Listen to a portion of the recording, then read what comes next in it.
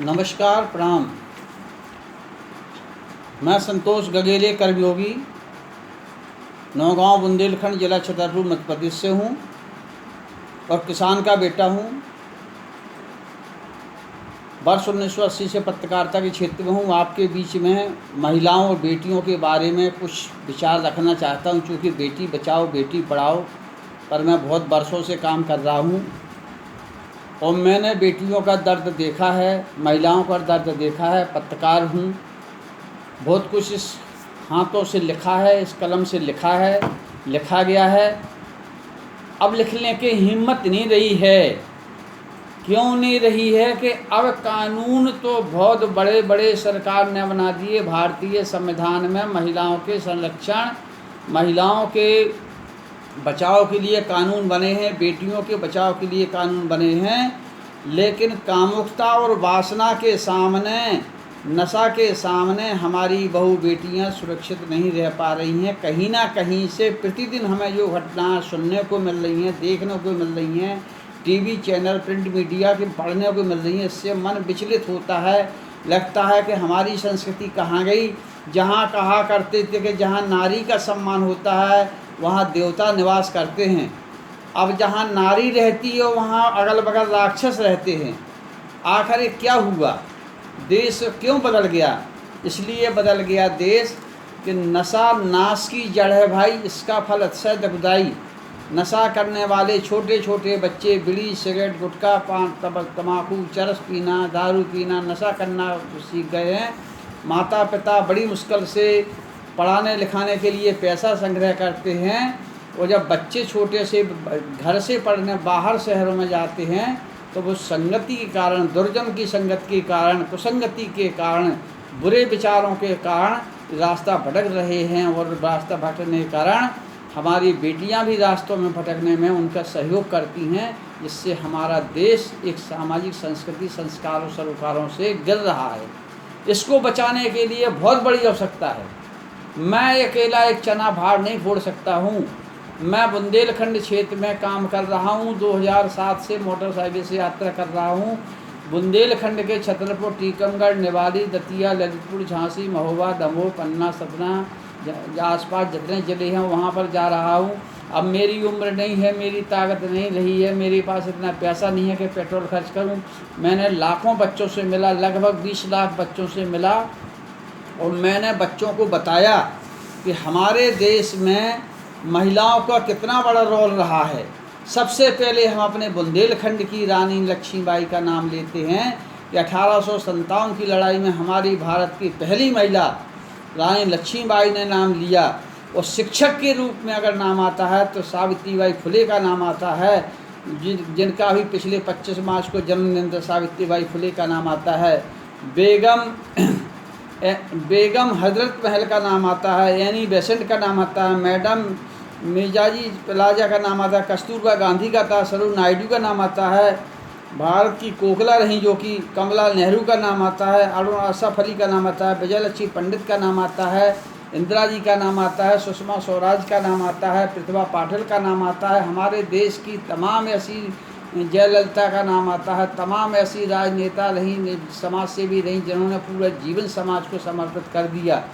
आज क्या स्थिति बन रही है देश के अंदर कि जिससे कि हमारी बेटियां, हमारे बेटियों को बचाने के लिए हमको नहीं हैं। लोग आरोप लगा रहे हैं कि बेटियों का पहनाव, अरे क्यों भैया बेटियों का पहनाव? घर में बच्चे कपड़ा नहीं पहनते, घर में बच्चे रहते नहीं हैं। आपकी दृष्टि और कुदृष्टि बेहतर हो गया है। आपकी दृष्टि कैसी हो गई है? आपकी दृष्टि में कुदृष्टि हो गई है। जहाँ दृष्टि में कुशब्द जुड़ जाता है, पाप आ जाती है, वासना जाती है, काम वासना हो जाती है, आप कामुकता के प्यासे हो जाते हैं, मारने को तैयार हो जाते हैं। इसीलिए हमारी बेटियां सुरक्षित नहीं हैं। मौत की सज़ा बना दी। हमारी बेटियों के साथ में सामूहिक दुष्कर्म की घटना बड़ी बड़ी आ रही हैं। लोग निकल नहीं पाती, ट्यूशन पढ़ने नहीं जा पाती, बाहर नहीं पढ़ने पाती। माँ बाप भयभीत रहता है कि अगर बच्चा निकल गया पढ़ने तो बाहर आती लड़की कैसी आती है।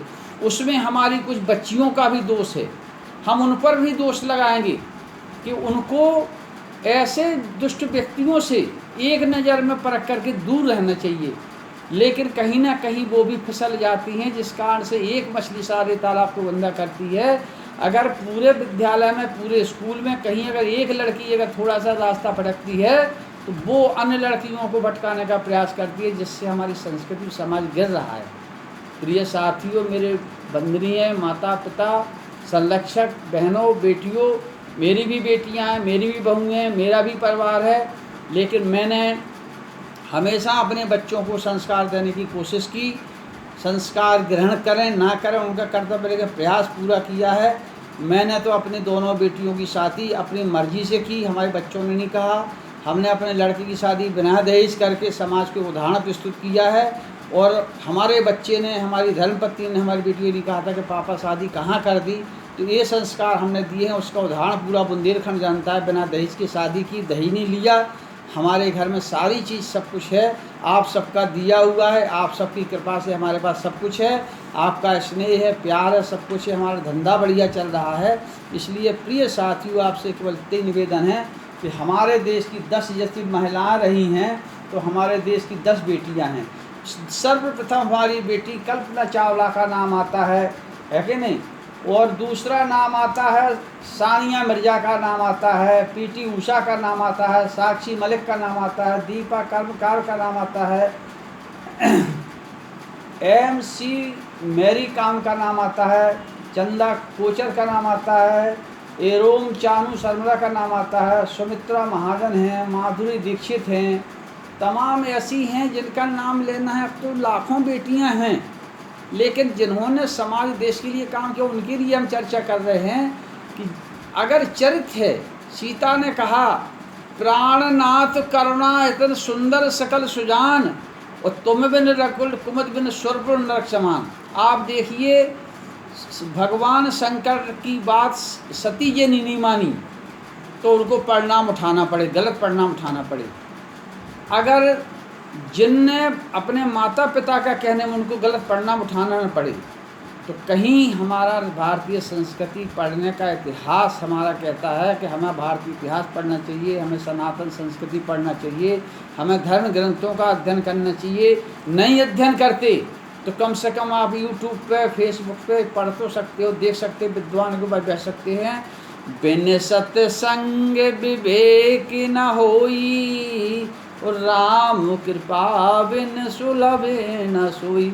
सठ शुद्ध रहे सत्संगति पाई, पारस परत कुघात सुनाई। पारसमणि के स्पर्श से जब ये बात आती है, एक बाबा जी ने अपने भक्त को बड़ी प्रसन्नता के कारण जब वो मरने लगे तो उन्होंने कहा कि बेटा मेरे पास पारसमणि है, हम आपको जब मरने लगे तो दे जाएंगे।